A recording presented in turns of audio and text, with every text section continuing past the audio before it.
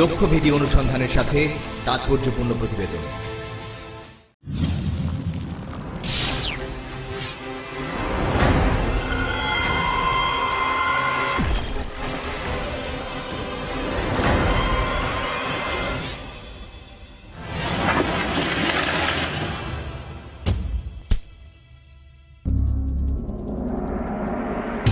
টাকার অঙ্কে মানুষের মূল্য কত? শুরুতে এমন একটি অসম্মানজনক প্রশ্ন করার জন্য দুঃখিত, কারণ মানুষ কি আর পণ্য নাকি যে টাকার অঙ্কে মূল্য নির্ধারণ করবেন? কিন্তু মানুষ যখন টাকা দিয়ে বিক্রি হয়ে যায়, মানুষকে যখন টাকার বিনিময়ে পাচার করা হয়, মানুষকে যখন পণ্যের মতো ব্যবহার করে অর্থ উপার্জন করা হয়, তখন পণ্য না বলে আর কি উপায় থাকতে পারে? তালাশের গত পর্বে মানব পাচার নিয়ে আপনারা যা দেখেছিলেন, এবারের পর্ব তারই ধারাবাহিকতা। গত পর্বে আমরা দেশের সীমান্ত এলাকাগুলোতে অনুসন্ধান চালিয়েছিলাম, আর এবারের পর্বে সেই সীমান্তও পেরিয়ে যাব।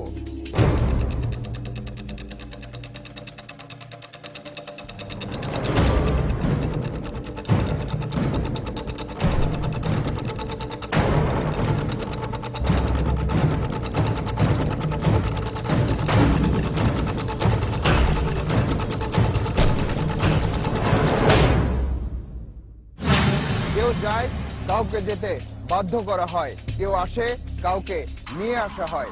বলছি দেশের সীমান্ত এলাকার এপার ওপারের কথা। তালাশের গত পর্বে শেষ দৃশ্যে আপনারা বেনাপোল স্থলবন্দর দিয়ে যে 7 জন নারীর দেশে ফেরার দৃশ্য দেখেছিলেন। এবার চলুন সেই শেষ দৃশ্য থেকেই শুরু করা যাক।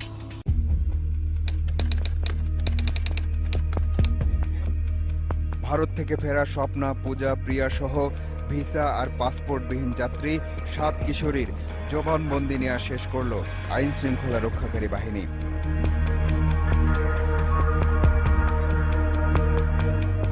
এবার তারা ঢাকার পথে, যেতে যেতে পাচার হওয়ার গল্প। চট্টগ্রামের স্বপ্না, বয়স 16, বেরোনোর কথা বলে 3 বান্ধবীকে ভারতের কাশ্মীর নিয়ে যায় এলাকার এক আত্মীয়। সেখানকার এক বাড়িতে রেখে তারপর লাপাত্তা।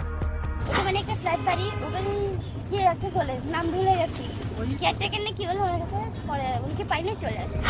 ব্রাহ্মণবাড়িয়ার প্রিয়া মামা বাড়ির অত্যাচার সহ্য করতে না পেরে কাজের সন্ধানে ঢাকায় চলে আসে। কারওয়ান বাজারের দোকানদার শাহিনের সাথে পরিচয় হয়। ভালো কাজের প্রলোভনে প্রিয়াকে ভারতে পাচার করে শাহিন।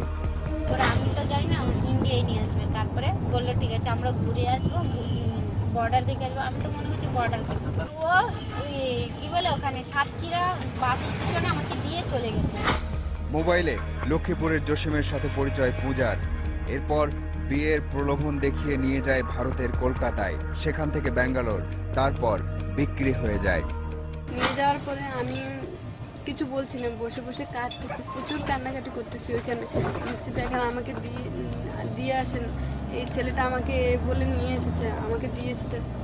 ওরা তো সব জানে, ওরা বলছে দেখো ঠিক হয়ে যাবে। আমরা অপরাধ অনুসন্ধানে নেমেছি, কিন্তু কারো একান্ত ব্যক্তিগত জীবনকে হেয় প্রতিপন্ন করে নয়। পণ্য হয়ে যাওয়া যেসব মানুষের কথা আপনারা শুনেছেন, যাদেরকে আপনারা দেখেছেন, তাদের চরিত্রগুলো বাস্তব হলেও তাদের নামগুলো কাল্পনিক। বাংলাদেশ থেকে প্রতি বছর কি পরিমাণ নারী আর শিশু ভারতে পাচার হয়ে যায় তার সংখ্যা নিয়ে মতভেদ থাকতে পারে, কিন্তু আমাদের ক্যামেরাতেই যেসব দৃশ্য উঠে এসেছে তাতে এটা পরিষ্কার যে এটি একটি বিশাল ব্যবসা। All India institute of hygiene and public health বলছে, বন্ধু অথবা প্রেমিকের প্রতারণার শিকার হয়ে পাচার হয় 60 ভাগ নারী। দালালের মাধ্যমে 15 ভাগ, আত্মীয়ের মাধ্যমে 7 ভাগ এবং নিরুপায় হয়ে 18 ভাগ নারী। এবার সীমান্তবর্তী বাড়ির এক গৃহবধূর গল্প শুনব, যাকে তার শ্বশুর বাড়ির লোকজন ভারতের এক নিষিদ্ধ পল্লীতে বিক্রি করে দিয়েছিল। অনেক মেয়েদের কাছে জিজ্ঞাসা করি যে আমার একটু সাহায্য করবেন, তা বলছে কি একবার এইছিস আর আমরা কি সাহায্য করবো, এসে যখন করেছিস দেখ 10,000 টাকা দিয়ে ব্যাস থেকে তুলে বাড়ি পাঠাই দিয়ে, আর যা কামাই আমার মা বাপের খাওয়ায়, তুইও খাওয়া। এমন গল্প শেষ হবে না, যেমন শেষ হচ্ছে না পাচার হওয়া আর ফিরে আসার মিছিল।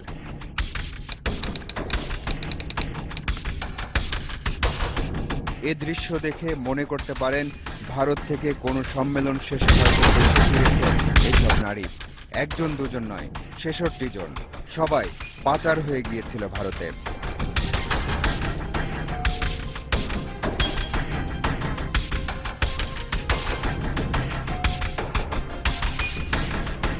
পাচারটা খুবই একটা লাভজনক ব্যবসা। ভারতবর্ষ এবং বাংলাদেশের বিভিন্ন জায়গায় তারা বাড়ি নিয়ে এই মানব পাচার করে, বিশেষ করে মেয়েদেরকে। এভাবে কখনো 5 জন, কখনো 10 জন, কখনো বা তারও বেশি পাচার হওয়া নারী ও শিশুকে উদ্ধার করে আনা হয়। কিন্তু গত 10 বছরে যে প্রায় 5 লাখ নারী ও শিশু পাচার হয়ে গেছে, তার তুলনায় এ সংখ্যা খুবই নগণ্য। বছর বছর হিসেব করলে পাচার হওয়া মানুষের সংখ্যা বাড়তে থাকে পাচারকারীর সংখ্যাও। সেই পাচারকারীরা আবার সময়ে সময়ে তাদের কৌশল বদলায়। পুলিশ সদর দপ্তর বলছে 2 শতাধিক ব্যক্তি মানব পাচারকে পেশা হিসেবে নিয়েছে, কিন্তু বাস্তবে এটি কয়েক গুণ বেশি। পাচারকারী চক্রের সদস্যরা 3টি ধাপে কাজ করে। প্রথম ধাপে সংগ্রহকারীরা, এরা কিশোরী মেয়েদের টার্গেট করে প্রেমের ফাঁদে ফেলে। কেউ বা ভালো কাজের কথা বলে সীমান্তে নিয়ে যায়। সহকারী হিসেবে কাজ করে বাসের কাউন্টার ম্যানেজার এবং সুপারভাইজার। দ্বিতীয় ধাপে সীমান্তের পাচারকারীরা, এরা বাস স্ট্যান্ড থেকে নারীদের নিয়ে যায় সীমান্তে, তারপর ওপারের পাচারকারীর হাতে তুলে দেয়। সহযোগিতা করে ঘাট মালিক, স্থানীয় পুলিশ, বিজিবি ও বিএসএফ। তৃতীয় ধাপে ভারতের পাচারকারীরা, এরা সীমান্ত থেকে মেয়েদেরকে নিয়ে নিষিদ্ধ পল্লীর মালিক অথবা বাবুদের কাছে বিক্রি করে দেয়। মূল্য নির্ভর করে বয়স ও শারীরিক গঠনের উপর। 50,000 থেকে 2 লাখ ভারতীয় রুপি পর্যন্ত। সীমান্তের ওপার থেকে একটা মেয়ে পাচার হওয়ার আগেই এখান থেকে রিকুইজিশন দেওয়া হচ্ছে, আমাদের আরও কিছু মেয়ে থাকলে পাঠাও। তার মানে কি রিকুইজিশন আসতেছে, এখান থেকে তারা এরকম সংগ্রহ করছে। একটা চেইন বা একটা সিন্ডিকেটের আকারে এটা চলছে। এবং কিছু কিছু আছে যাদেরকে অ্যাডভান্স টাকা পাঠানো হয় এখানে।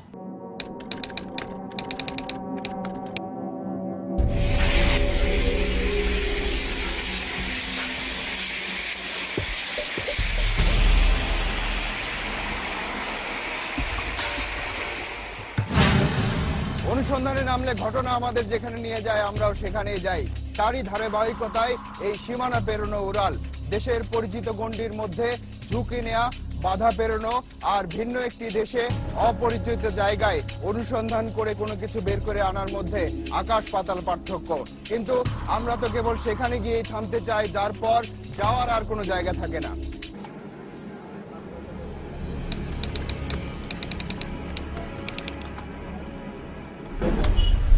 ট্যাক্সি ক্যাব চলল শহর কলকাতার উদ্দেশ্যে।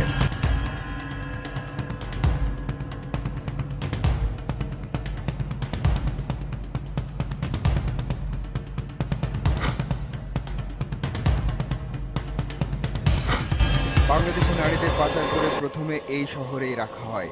কলকাতাকে বলা হয় নারী পাচারের ট্রানজিট পয়েন্ট, আর মুম্বাই সহ অন্যান্য শহরগুলো অ্যাকুয়ারিয়াম। নারীদের কলকাতায় আনার বেশ কয়েকটি প্রতিষ্ঠিত রুট আছে। সেসব রুট দিয়ে এনে আবার বিক্রি করে ভারতের অন্যান্য শহরে। সাতক্ষীরা ও যশোরের বেনাপোল দিয়ে যেসব নারী ভারতে পাচার হয় তাদের উত্তর 24 পরগনার বসিরহাট, বনগাঁ ও হাবড়া দিয়ে আনে কলকাতায়। কলকাতার শিয়ালদা রেল স্টেশন, এই স্টেশন দিয়ে বাংলাদেশের নারীদের আবার বিক্রির উদ্দেশ্যে নিয়ে যায় বিভিন্ন শহরে।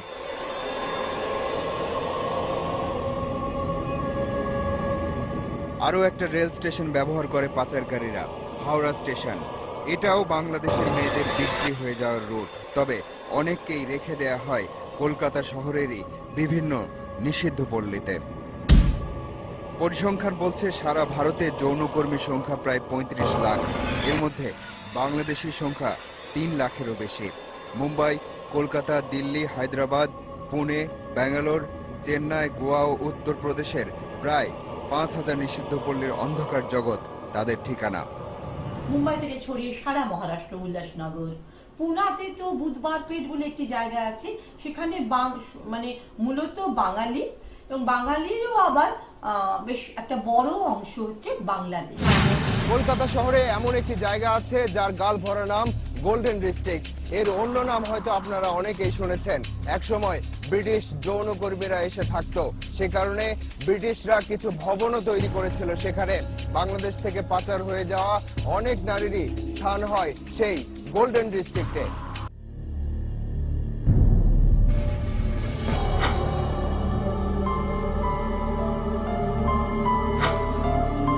কলকাতার সবচেয়ে বড় নিষিদ্ধ পল্লী।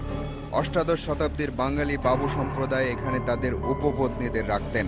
এরপর ধীরে ধীরে যৌনকর্মীদের আস্তানা গড়ে ওঠে। এখানকার প্রায় 16,000 যৌনকর্মীর মধ্যে প্রায় 4,000ই বাংলাদেশি। এই সোনাগাছির এক একটি বাড়ির নিয়ন্ত্রণ এক একজনের, তাদের বাবু বলা হয়। আমরা একটা বাড়িতে গেলাম, একজন যৌনকর্মী আর একজন বাবুকে পেলাম। আমাদের উদ্দেশ্য বাংলাদেশি মেয়েদের খোঁজ করা।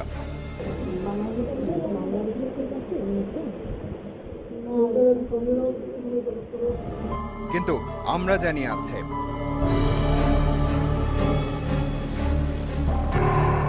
অনুসন্ধান করতে করতে একটি বাড়িতে এক বাংলাদেশি মেয়ের সন্ধান পাওয়া গেল, কিন্তু কোনোভাবে স্বীকার করে না সে একজন বাংলাদেশি।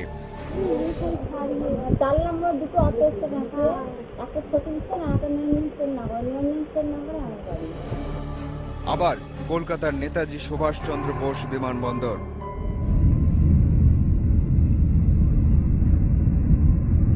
এবার গন্তব্য মুম্বাই।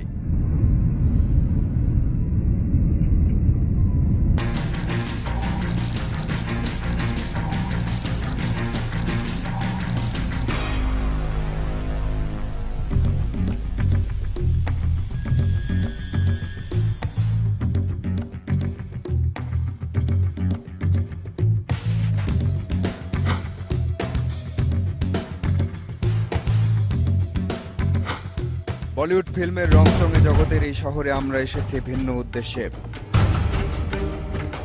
রেস্কিউ ফাউন্ডেশন বাংলাদেশ সহ বিভিন্ন দেশ থেকে পাচার হয়ে ভারতে আসা নারীদের উদ্ধার করে দেশে ফেরত পাঠানোর কাজ করে এই NGO. 3 years, no money. And this 3 years, if girls is new, then so many clients. পাচার হওয়ার পর একটি মেয়ে যেভাবে নির্যাতনের শিকার হয় তার একটা প্রাথমিক ধারণা পাওয়া গেল। নিষিদ্ধ পল্লীর মালিক 3 বছরের জন্য মেয়েটিকে কেনে, খদ্দের আনে দালালেরা। মেয়েটির দিন রাতের উপার্জনের একটা অংশ পায় দালাল, আর সবচেয়ে বড় অংশ পায় নিষিদ্ধ পল্লীর সেই মালিক। মেয়ের আয় শুধু খদ্দেরের দেয়া বকশিশ। চুক্তির 3 বছর পর মেয়েটি ছাড়া পায়। এরপর তার ঠিকানা হয় কোনো ফ্ল্যাট বাড়ি, আবাসিক হোটেল কিংবা কোনো বার। Traffickers sold the girl in brothel. Trafficker take the money from brothel keeper. 1 lakh rupees, 2 lakh. Mumbai ও আশেপাশে প্রায় 500 নিষিদ্ধ পল্লীতে আছে প্রায় 2 লাখ যৌনকর্মী। এর মধ্যে 50 ভাগের বেশি নেপালি আর বাংলাদেশি 30 ভাগ। এসবের 62 ভাগে সরাসরি পাচারের শিকার। Kamathipura, Falkland road, Congress House, Shuklaji street, টার্বি টিকরি সহ বিভিন্ন নিষিদ্ধ পল্লীতে এদের অবস্থান। They are scared. Brothel keeper say you are Bangladeshi. If you expose your identity, if anybody knowing you are from Bangladesh, then they put you in jail. That's why they always hide their identity. সে এক ভিন্ন জগৎ, সেখানে বর্বরতা, বাস্তবতা আর নিষ্পেষণের জাতাকলে পিষ্ট হওয়া চেহারা মানুষ ঢেকে রাখে চোখ রাঙানো রং চঙের আড়ালে। সেখানে ভিন্ন এক পরিচয়ে পরিচিত হয়ে ওঠে তারা।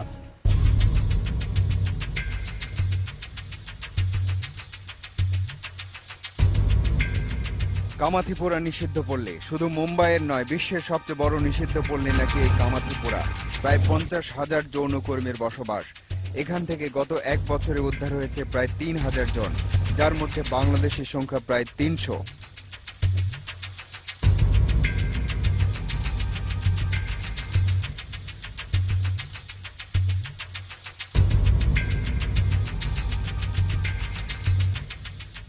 এবার আমরা মুম্বাই শহরের একটা বাড়ির সন্ধান পেয়েছি যেখানে বাংলাদেশি কিছু মেয়ে বিক্রি হয়ে এসে কাজ করছে। हवा के झोंके आज मौसमों से रूठ गए, गुलों की शोखियां जो भंवरे आके নিয়ম হচ্ছে গায়িকা ছাড়া অন্য কোনো কাজে মেয়েদের ব্যবহার করা যাবে না। পাচার হয়ে আসা এসব মেয়ে গায়িকা নয়, অন্য কাজ করে।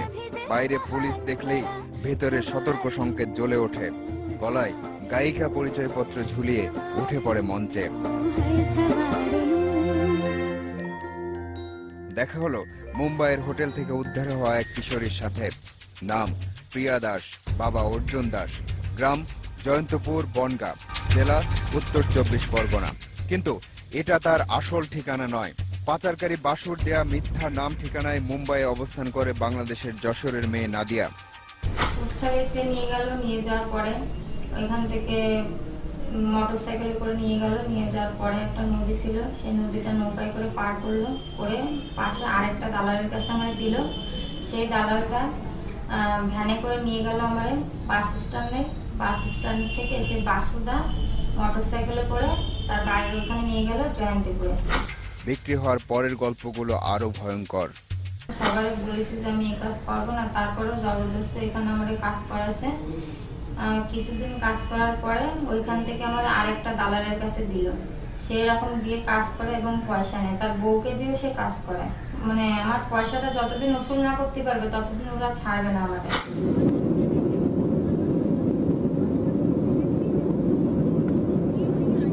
বিদায় মুম্বাই।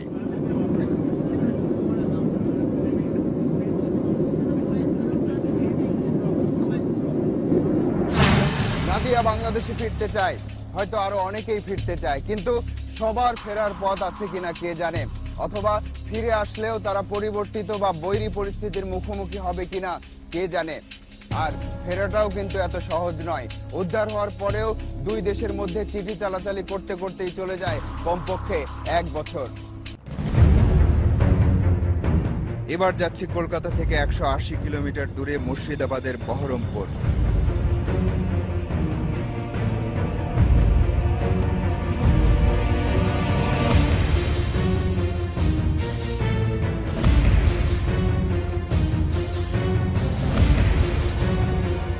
বহরমপুর জবালা অ্যাকশন রিসার্চ কার্যালয়। মুম্বাই ও দিল্লি থেকে উদ্ধার হওয়া মেয়েরা বাংলাদেশে যাবার অপেক্ষা এখানে। দেখা হলো নাসিমা, কেয়া, রেখা, রানী আর মুক্তাদের সাথে। উদ্ধার হওয়ার পরও এদের কেউ কেউ 1 বছর ধরে অপেক্ষা করছে বাংলাদেশে ফেরার। সে যখন বুঝতে পারে দালালের চক্করে সে পড়ে গেছে এবং ওদের সে আর ফিরতে পারবে না, তখন সেই জীবনটাকে মেনে নেয় এবং তারা দেখে যে এখানে এসে সে অনেক টাকা রোজগার করতে পারছে। তাদের কাছ থেকেই শোনা কথা যে দিদি ওদেশকে গিয়ে তো খেতে পাবো না, আমাকে 2 মাস 3 মাস পরে ফিরে আসতে হবে। কিচ্ছু উপায় নেই, অন্তত পক্ষে 70 থেকে 75% ফিরে আসে। বাংলাদেশের ঢাকার মেয়ে রানী। বাংলাদেশে যে আমার যদি তেমন একটা ভালো কাজ দেয় আমি করবো, না দিলে তো কিছু করেন না, না দিলে তো চলে আসতে হবে আবার বোম্বাই। ফেরার সময় হয়ে এলো। কলকাতা টু ঢাকা।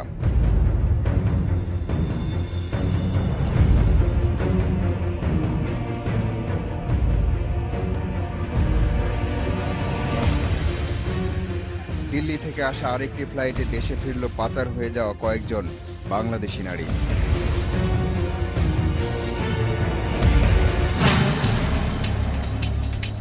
এই মানুষ পাচারের ব্যবসা, এই ফিরে আসা আর এই বদলে যাওয়ার ঘটনা হয়তো চলতেই থাকবে। এই বিষয়ের পর আমরা হয়তো অন্য কোনো বিষয় নিয়ে অনুসন্ধানে ব্যস্ত হয়ে পড়ব। আমরাও হয়তো আর খবর রাখবো না বেনাপোল বন্দর দিয়ে কাকে ফিরে আনা হচ্ছে, পুটখালি দিয়ে কাকে পাচার করা হচ্ছে, বিমান পথে কাকে উদ্ধার করে আনা হচ্ছে। এবার যেতে হবে। আজ চলে যাচ্ছি কিন্তু যাচ্ছি না। পরবর্তী অনুসন্ধান শেষে তালাশ টিম আবারও এসে দাঁড়াবে আপনাদের সামনে। দর্শক, আপনাদেরকে নিয়ে, আপনাদের জন্য এই অনুষ্ঠান। লিখুন এই ঠিকানায়। প্রযোজক তালাশ, ইন্ডিপেন্ডেন্ট টেলিভিশন, 149 150 তেজগাঁও শিল্প এলাকা, ঢাকা 1208। ইমেইল করতে পারেন talash@independent24.tv এই ঠিকানায়। আপনার অনুসন্ধানী মনের দরজা জানালা খোলা রাখুন। কিছু বেরিয়ে এলে আমাদেরকে জানান।